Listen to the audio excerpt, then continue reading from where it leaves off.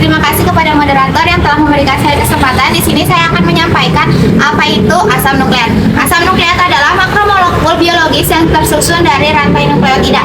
Jadi asam nukleat tersusun dari banyaknya nukleotida dan mereka itu membentuk suatu rantai.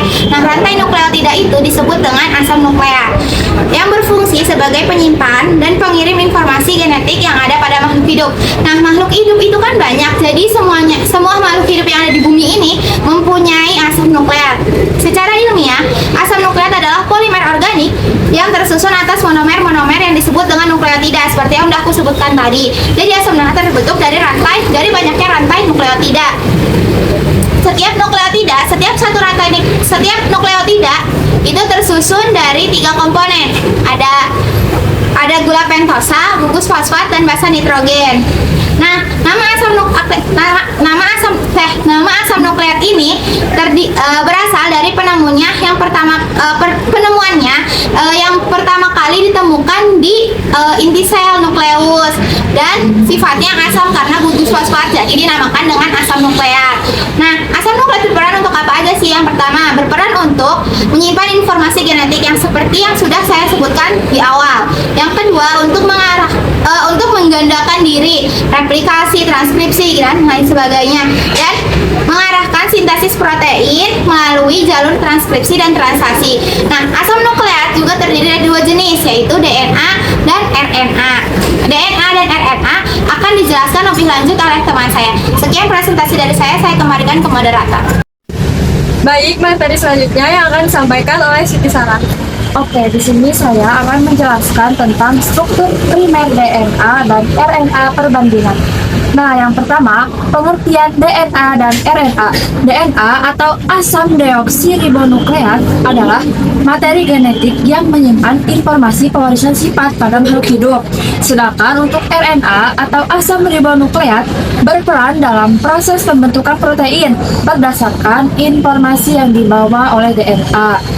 Terus yang kedua ada bentuk struktur DNA. Nah, terlihat ya di bagian kiri atas berbentuk helix ganda atau double helix atau seperti tangga berkilin. Nah, dia itu terdiri dari 2 untai nukleotida yang saling berpasangan. Terus untuk di RNA kita lihat di bagian kanan atas, yaitu berbentuk untai tunggal atau single stem. Nah, dia itu hanya terdiri dari 1 rantai nukleotida. Terus ini bagian tulang punggung gula fosfatnya di DNA maupun RNA itu tersusun atas gugus fosfat, gula pentosa, dan basa nitrogen. Nah, untuk fungsi tulang punggung gula fosfat itu menyusun kerangka utama molekul dan menjaga kestabilan struktur DNA maupun RNA. Terus yang keempat ada ikatan kovalen fosfodiester atau ikatan fosfodiester. Nah, yaitu berfungsi untuk menghubungkan satu nukleotida dengan nukleotida lainnya. Nah, yaitu membentuk rantai DNA atau RNA yang panjang. Nah, perbedaan jenis pula DNA itu ini ada di bagian kiri bawah ya, mengandung gula deoksiribosa. Nah, untuk RNA di bagian kanan bawah mengandung gula ribosa. Nah, jadi perbedaan utamanya DNA itu deoksiribosa dan RNA itu ribosa. Nah, untuk basa nitrogen, DNA itu ditunjukkan oleh huruf A untuk atenin, T timin, G guanin, dan C sitosin. Nah, terus yang ketujuh untuk untai 5 dan 3. Nah, angka 5 dan 3 berada di ujung rantai. Nah, ini tuh menunjukkan arah penyusun nukleotida. DNA itu memiliki 5, arah 5, 3, dan 3 sampai 5 itu pada 2 untaiannya. Dan RNA hanya memiliki 1 arah karena terdiri dari satu untai. Oke, baik. Mungkin itu saja materi yang dapat saya sampaikan. Saya kembalikan kepada moderator. Baik, terima kasih kepada Siti Sarah. Selanjutnya materi yang akan disampaikan oleh Nazmi. Baik, selanjutnya di sini saya akan menyampaikan tentang struktur nukleoksid atau asam nukleat. Yang pertama, seperti yang sudah teman saya sebutkan tadi, bahwasannya jumlah rantai di DNA sama ganda, yang satu tunggal. Bentuk umumnya yang satu DNA itu berbentuk bilangan ganda atau seperti tangga spiral. Itu sudah dinotis oleh Rara. Selanjutnya saya akan menyebutkan struktur yang lainnya. Struktur yang lainnya pada DNA itu mempunyai diameter 2 nm dan itu tuh seragam. Jadi diameter mereka secara keseluruhan itu sama. Selanjutnya pada RNA diameternya itu bervariasi dan tidak tetap. Jadi diameter pada RNA itu tidak semuanya itu berjumlah 2 nm. Jadi itu tuh bermacam-macam diameternya. Selanjutnya panjang satu putaran pada DNA itu sebanyak 3,4 nm atau setara dengan 10 pasang basa. Sedangkan pada RNA tidak ada putaran reguler karena RNA itu bentuknya single strand. Kenapa pada DNA itu berbentuk 10 pasang basa? Karena dia kan berbentuk seperti tangga spiral. Selanjutnya stabilitasnya. Pada DNA itu sangat stabil. Dia tahan alkali, tahan pada sifat alkali. Selanjutnya pada RNA dia itu kurang stabil dan sangat mudah terhidrolisis. Terhidrolisis oleh apa? Terhidrolisis oleh air. Selanjutnya lokasi utama pada DNA itu terletak pada inti sel, mitokondria dan kloroplas. Sedangkan lokasi utama pada RNA itu terletak pada inti sel, sitoplasma, dan ribosom. Struktur sekunernya pada DNA itu double helix continue. Jadi dia secara terus-menerus itu tuh berbentuk double helix. Nah, kalau pada RNA itu tuh berbentuk jepit rambut, hairpin, loop atau stem. Loop dan stem. Selanjutnya struktur tersiernya pada DNA itu supercoil atau disebut juga dengan pemintalan lanjutan. Jadi dia supercoil tuh dia itu akan berpilin-pilin gitu loh. Nah, sedangkan pada si RNA itu tuh lipatan 3 dimensi. Jadi nanti tRNA akan berbentuk L. Sekian presentasi dari saya kembalikan moderator. Terima kasih kepada Nazli. Selanjutnya materi akan disampaikan oleh Siti Sarah. Oke, materi selanjutnya yaitu komponen penyusun asam nukleat. Nah, asam nukleat itu tersusun atas unit dasar yang disebut dengan nukleotida. Nah, setiap nukleotida itu terdiri dari 3 komponen utama, yaitu gula pentosa, gugus fosfat, dan basa nitrogen.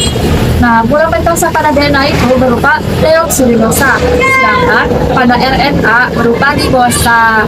Nah, gugus fosfat memberikan sifat asam pada molekul asam nukleat dan menyebabkan DNA maupun RNA itu bermuatan negatif.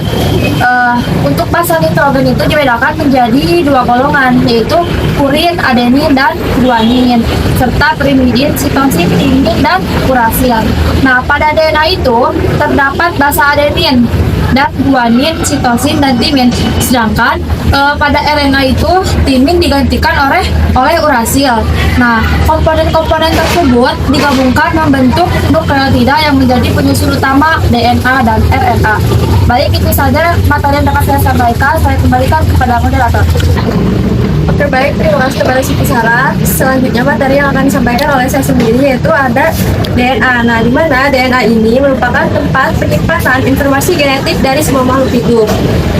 DNA tersusun atas rangkaian nukleotida yang berupa gula deoksiribosa, gugus fosfat, dan basa nitrogen. Nah, basa nitrogen ini DNA terdiri dari golongan purin yaitu adenin dan guanin, serta golongan pirimidin yaitu timin dan sitosin. Nah, terus di mana itu terdapat void menyimpan informasi genetik makhluk hidup berbentuk helix ganda double helix, mengandung gula deoksiribosa, basa nitrogen yaitu ada adenin, timin, guanin, dan sitosin. Dan terakhir itu umumnya terdapat di sel. Dan dari saya selanjutnya materi yang akan disampaikan oleh Nazli. Baik, terima kasih kepada moderator. Di sini saya akan menjelaskan tentang ribonukleotida exit atau kita sebut dengan RNA. RNA adalah asam nukleat berantai tunggal yang terdiri dari nukleotida gula ribosa yang berperan sebagai perantara dalam sintesis protein dan menjalankan instruksi materi genetik dari DNA. Jadi fungsi RNA itu adalah dia itu akan mentranslasikan materi genetik yang disuruh oleh si DNA. Nah, RNA itu terbagi menjadi 3. ada 3 jenis. Sebenarnya RNA itu sangat banyak jenisnya. Cuman yang saya ambil itu hanya 3, yaitu ada mRNA, tRNA, dan rRNA.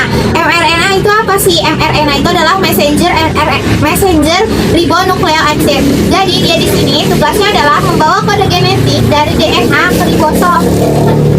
Selanjutnya, setelah habis dari mRNA, dia itu akan berubah menjadi tRNA, yaitu transfer ribonucleotide acid. Di mana tRNA ini tugasnya adalah mengangkut asam amino ke ribosom. Selanjutnya ada rRNA. rRNA adalah ribonucleotide acid, tugas rRNA di sini adalah menyusun ribosom dan membentuk ikatan peptida. Di sini ada gambar tentang rRNA, ada hairpin, loop, dan stem, serta ada perbandingan antara DNA dan RNA. Terima kasih kepada Nazli. Selanjutnya materi yang akan disampaikan oleh Siti Sarah. Oke, terima kasih kepada moderator. Selanjutnya di sini saya akan menjelaskan tentang mekanisme ekspresi gen. Nah, di sini tuh ada gambar transkripsi dan translasi. Nah, yang pertama itu ada transkripsi DNA atau mRNA. Nah, di bagian kiri ini, di dalam nukleus atau inti sel, DNA membuka sebagian untaiannya. Nah, untuk enzim RNA polimerase, di bagian RNA polimerase itu untuk membaca untai DNA cetakan. Nah, berdasarkan cetakan DNA tersebut dibentuk mRNA atau messenger RNA yang membawa informasi genetik. Nah, sedangkan pada RNA basa nitrogen atau timin diganti oleh urasil. Nah, untuk mRNA yang kedua ada translasi atau mRNA protein. Nah, di bagian kanan ini mRNA keluar dari nukleus menuju ribosom di sitoplasma. Nah, ribosom itu fungsinya untuk membaca kode mRNA. Terus tRNA ini non-tRNA dan rantai polipeptida atau protein. Nah, jadi si dogma sentral yang di tengah ini tuh DNA ke mRNA terus ke protein. Nah, transkripsinya DNA disalin menjadi mRNA dan translasi mRNA diterjemahkan menjadi protein. Nah, di sini tuh DNA untuk menyimpan informasi genetik dan mRNA untuk membawa informasi tersebut. Nah, dan ribosom itu untuk menerjemahkannya menjadi protein yang digunakan untuk sel. Mungkin materi saya sampai situ. Saya kembalikan kepada moderator. Oke, baik. Terima kasih kepada Siti Sarah. Selanjutnya materi selanjutnya itu saya sendiri. Nah, di sini tuh ada pencernaan asam nukleat. Nah, contohnya ya, pencernaan asam nukleat tuh ketika kita makan jambu nih, contohnya jambu. Nah, ketika kita makan jambu tuh ada bisa dilihat ya di gambarnya. Prosesnya itu dimulai saat makan, kayak jambunya mengandung DNA sama RNA gitu ya. Terus masuk ke saluran pencernaan. Nah, dimana pencernaan utamanya itu ada di usus halus. Terus di sana tuh ada enzim DNase yang memecah DNA dan RNase yang memecah RNA menjadi bagian yang lebih kecil, yaitu nukleotida. Nah, setelah itu terjadi di nukleotida dipecah lagi menjadi nukleosida dan fosfat. Lalu si nukleosida ini dipecah menjadi basa nitrogen dan gula pentosa. Nah, jadi hasil akhir dari kita makan jambu ini adanya mengandung DNA sama RNA itu, jadi hasil akhirnya itu ada 3, yaitu ada fosfat, gula pentosa, dan basa nitrogen. Nah, ketiga komponen ini nantinya diserap oleh usus halus dan digunakan kembali oleh tubuh. Nah, setelah makan ini jambu yang mengandung DNA atau RNA itu kembali ke tubuh kita akan menjadi protein dan kita jadinya kuat karena adanya protein. Nah, di sini selanjutnya ada penyerapan asam nukleat. Nah, setelah asam nukleat dan makanan itu ada DNA dan RNA. Nah, selesai dicerna yang tadi itu di usus halus, terus molekul-molekul tersebut tidak langsung diserap oleh tubuh. DNA dan RNA itu terlebih dahulu dipecah menjadi bagian yang lebih kecil, yaitu nukleotida dan nukleosida. Nah, nukleotida sendiri tersusun atas basa nitrogen, gula pentosa, dan fosfat. Sedangkan nukleosida hanya terdiri dari basa nitrogen dan gula pentosa. Nah, selanjutnya itu nukleotida dan nukleosida hasil pencernaan akan diserap oleh sel epitel yang melapisi dinding usus halus. Terus prosesnya itu penyerapan ini dibantu oleh protein transport yang ada pada membran sel usus. Nah, setelah berhasil masuk ke dalam sel usus, komponen-komponen tersebut itu diteruskan ke aliran darah. Jadi melalui darah, zat-zat ini akan diedarkan ke berbagai jaringan tubuh yang membutuhkannya. Nah, lalu masuk ke bagian pemanfaatannya itu, hasil penyerapan asam nukleat ini tidak dibuang gitu saja, tapi tubuh akan memanfaatkan kembali untuk berbagai proses penting. Nah, yang pertama digunakan untuk sintesis DNA dan RNA baru. Proses ini sangat penting terutama pada sel yang sedang membelah atau memperbaiki diri. Terus yang kedua itu membantu pertumbuhan dan perbaikan sel, karena setiap pembunuhan sel baru gitu memerlukan DNA dan RNA sebagai materi genetiknya. Nah, yang ketiga, sebagian basa nitrogen akan didaur ulang melalui jalur salvage, yaitu jalur ini merupakan cara tubuh menghemat energi karena nggak perlu membuat basa nitrogen dari awal gitu, tapi cukup buat digunain kembali yang sudah ada. Nah, untuk materi yang terakhir yaitu peranan asam nukleat dalam kehidupan. Nah, bisa dilihat pada gambar ini ada 3 gambar, yaitu yang pertama ada gambar tentang pertumbuhan dan perkembangan. Nah, gimana? Di si DNA ini menyimpan informasi genetik, lalu RNA membantu membuat protein. Nah, protein ini yang dibutuhkan tubuh buat tumbuh, membentuk sel baru dan memperbaiki sel yang rusak. Nah, itu namanya pertumbuhan perkembangan pada sel yang rusak diganti yang baru gitu, karena selnya rusak. Nah, yang kedua itu ada tentang pewarisan sifat. Nah, jadi di mana sifat-sifat ini kayak diturunin dari orang tua, misalnya sifatnya lah pokoknya gitu. Terus ada misal warna mata, bentuk rambut, golongan darah, terus yang bisa diwariskan ke anak melalui DNA gitu. Nah, untuk gambar yang ketiga itu ada tentang bioteknologi. Nah, di mana DNA sekarang banyak dimanfaatkan dalam berbagai bidang, misalnya tes DNA, terus terapi gen, produksi insulin, terus sampai pembuatan tanaman transgenik yang punya sifat lebih unggul. Itu saja yang dapat saya sampaikan. Bila ada yang ingin ditanyakan, boleh pertanyaannya di DCM. Dapat disimpulkan dari materi yang semua sudah anggota kami sampaikan, yaitu kesimpulannya asam nukleat, DNA, dan RNA merupakan molekul yang sangat penting dalam kehidupan. Nah, yaitu ada asam nukleat tersusun dari nukleotida yang terdiri dari basa nitrogen, gula pentosa, dan gugus fosfat. DNA berfungsi sebagai penyimpanan informasi genetik, sedangkan RNA berperan dalam sintesis protein.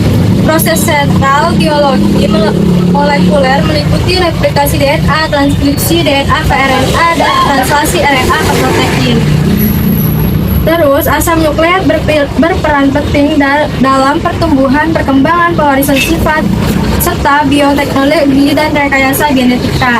Asam amino sebagai hasil akhir ekspresi gen dapat diperoleh dari sumber hewani, protein lengkap, maupun nabati perlu dikombinasikan. Cukup sekian dari kelompok kami. Sekian presentasi dari kami. Kurang lebihnya mohon maaf. Wassalamualaikum warahmatullahi wabarakatuh.